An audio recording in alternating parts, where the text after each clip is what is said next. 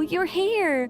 I was just starting to wonder if I should send you clearer instructions, but then I thought, if I make my hints too obvious, it might get in the way of your travel plans. And then, just as I was pacing back and forth, agonizing over what I was going to do, you turned up here anyway. So, it looks like everything worked out fine. Hey, Nicole! You're so full of energy today! And words! You're so full of words! I'll take that as a compliment. All right then, are you ready to check out my next room? Is this Nicole's studio? Why is it just a bunch of empty frames on white walls? Let's take a closer look.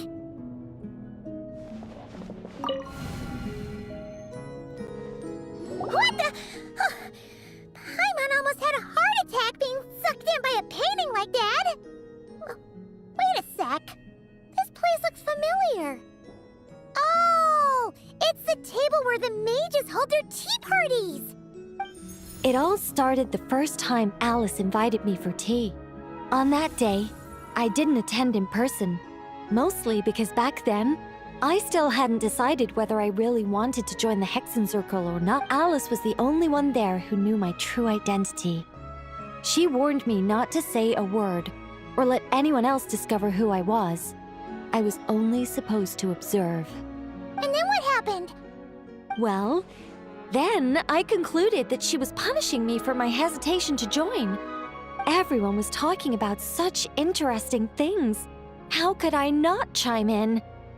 And of course, when you're in the middle of a conversation and someone throws out a question you know the answer to, how are you supposed to keep your mouth shut?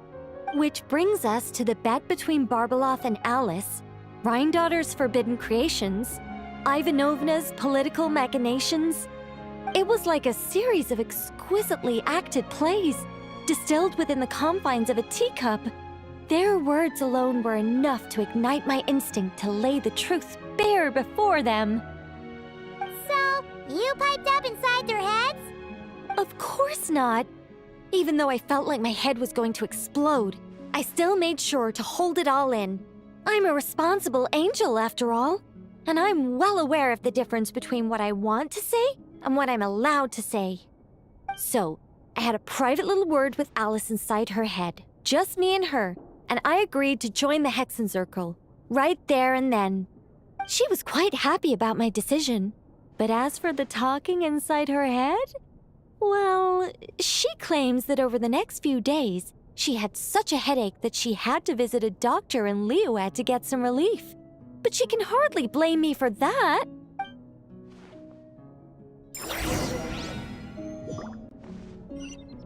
How about we go look at the other frames? Paimon's starting to feel like she needs some relief, too. Is that an Irminsul tree? Oh, this painting here? You're clearly no strangers to the white trees. But did you know that the first angel's betrayal happened beneath one of their very boughs? Huh. Paimon's curious now.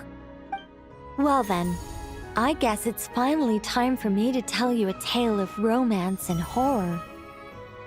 Let me just think how best to protect the identity of those involved. All right, got it. A long, long time ago, there was once a traveler who wandered among the stars. They were nothing like you, but that's not important right now.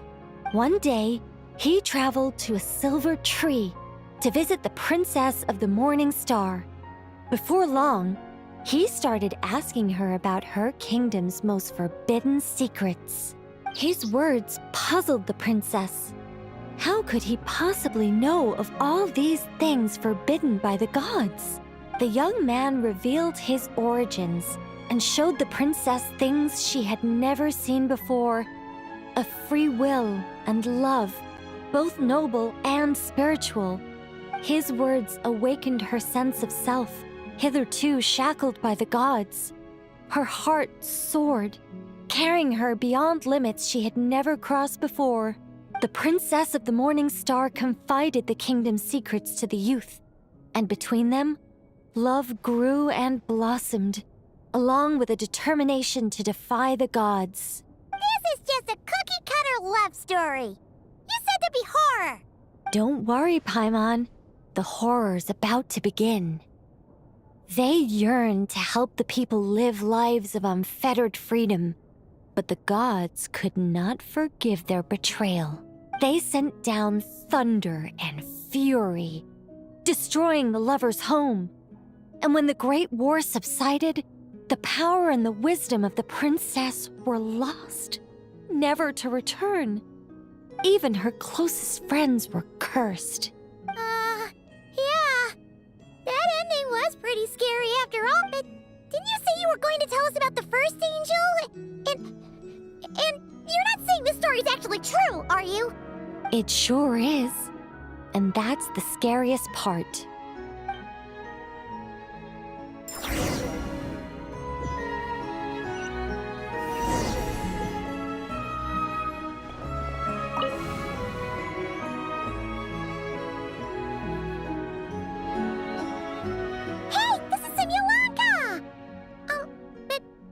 Why are there light novels from Yai Publishing House all over the floor? Well, on the subject of my literary enlightenment, my greatest inspiration of all is none other than Lady Anya herself. She was the last to join the Hexenzirkel, and yet the first to leave. I loved all of her stories, whether it was just an idea or a fully fleshed out manuscript. Anya was always so skilled at making her readers gasp with joy. Hexenzirkel discussions rarely stray far from magic, and it's my belief that Anya possessed a unique magic of her own. She could weave love and compassion into words and stories that would touch the hearts of others. I asked her for tips on how to write compelling tales. She taught me a lot of tricks and techniques, but in the end, my biggest enemy has always been myself. That's one way of putting it. Communicating through thought is so much more convenient. I guess even angels can succumb to laziness. However, recently I've resolved to make an effort, even if it's just to spare myself reproaches from a certain old Seelie friend of mine. Ooh!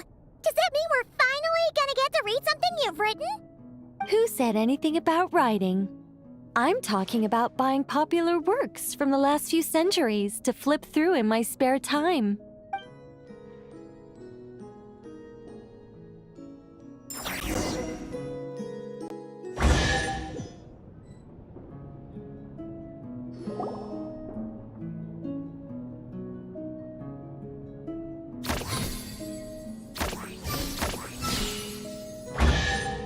These paintings all remind me of places that hold great significance in my heart. And now, the studio has been fully restored. All right, go ahead and claim our reward. What? Don't look at me like that. Of course this reward is ours. You're not going to leave this chest unopened, are you? I can't let you leave if you do. Besides, after telling you so many stories, don't I deserve a reward of my own?